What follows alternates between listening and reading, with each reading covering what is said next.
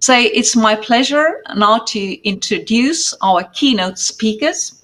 The first one is Hanneke FABER, who is president of the Foods and Refreshment at UNILEVER. So welcome, Hanneke. Just a couple of words by means of introduction. UNILEVER is one of the world's largest consumer goods company, which is present in a diverse range of products, from food to beauty products and cleaning. UNILEVER products are available in around 190 countries, and your supply chains extend across the globe.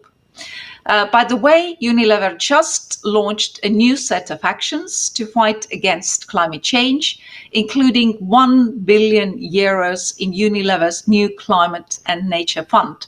So I'm really glad to give the floor now to Hanneke, who's speaking why is the Green Deal good for the planet, but also for business.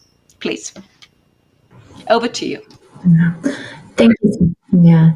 Thank you so much, and thanks for having me at this super interesting forum. I had the pleasure of just listening to a few of the speakers, and it's been great. Overall, UNILEVER really welcomes the Green Deal as a business, and we haven't heard from business in the last hour or so.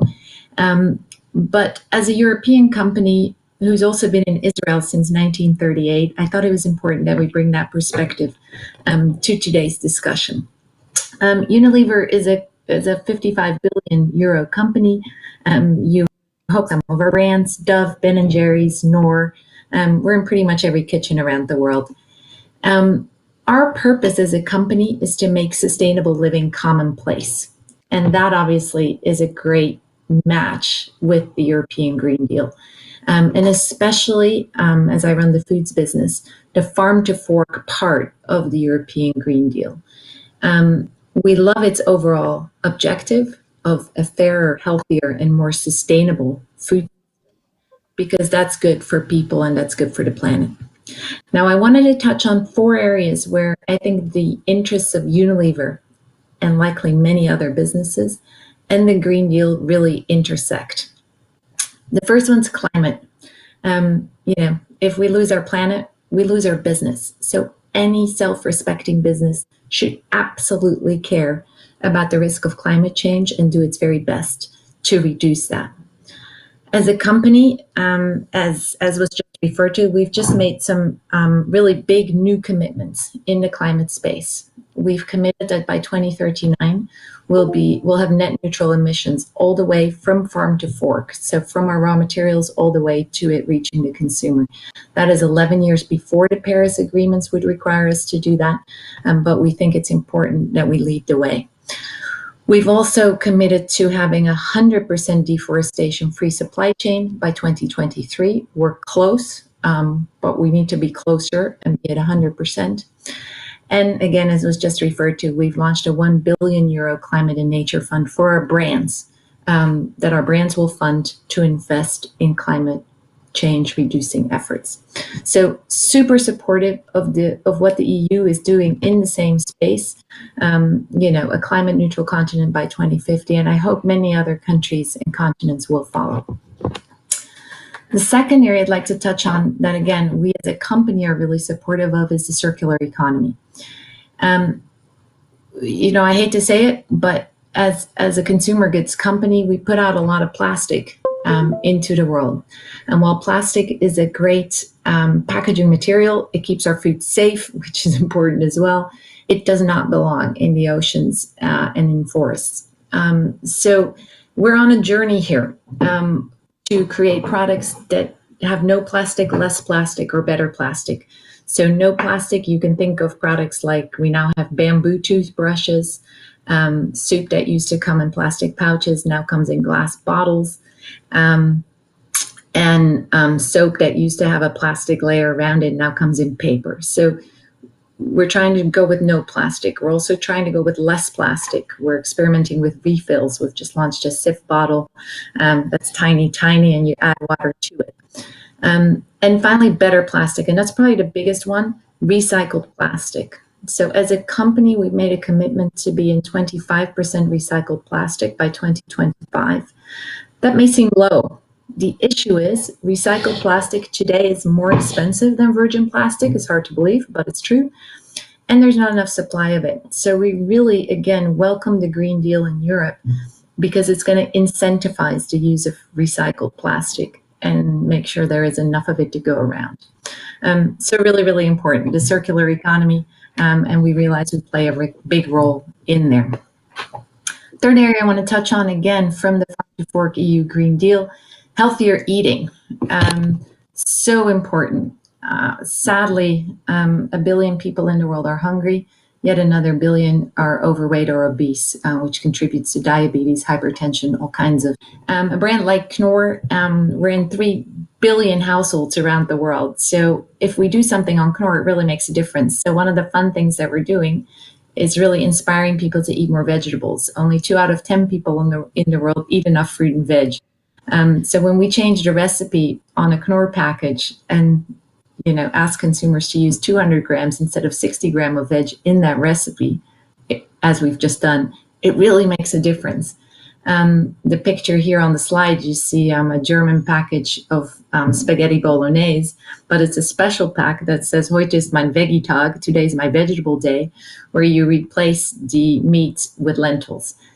So those are the kind of nudges we're trying to give consumers to eat healthier, in this case, more vegetables. We're also the biggest seller of ice cream in the world, so you may think, well, that is very unhealthy. Again, we're trying very hard to turn that business into the healthiest snacking business you can imagine. This is, a picture of the Twister Mini, kids ice cream. All of our kids ice cream is now under 100 calories. This one's only 39. And it's a good source of dairy. So, healthier eating and what the EU is trying to do in that space, again, we're very supportive. And finally, last thing I would say that we're super supportive of as a company is innovation. On the next slide. Innovation is a lifeblood for us as a company, certainly also for Israel. We very much admire Israel for its innovation across the digital space and in agriculture. For us, plant-based is a huge focus, and this links back to climate, which is where I started. The foods industry contributes to about 25% of the world's greenhouse gases. If we don't change, we will not contain climate change. And of those greenhouse gases, most are from raising animals, mostly cows. So actually getting people to eat differently, less meat, more vegetables. We don't have to ask everyone to be a vegan, but if we all change and twice a week maybe don't eat meat, but instead eat, a vegetarian butcher product, which you see here on the slide, or swap, one of our ice creams for a dairy-free variant, or one of our mayonnaises for vegan Hellmann's, then we really make a big difference. So innovation is super important, and we appreciate the Green Deal from an innovation point of view as well. So that's where I'll stop. I've got one more slide if you would change it to that last one, which again, we very much as a business welcome the EU Green Deal and Farm to Fork. We're delighted to hear that, Israel as a country and its government do as well. And we're looking forward to work together on all the key areas of Farm to Fork because no one can do this alone. Thank you.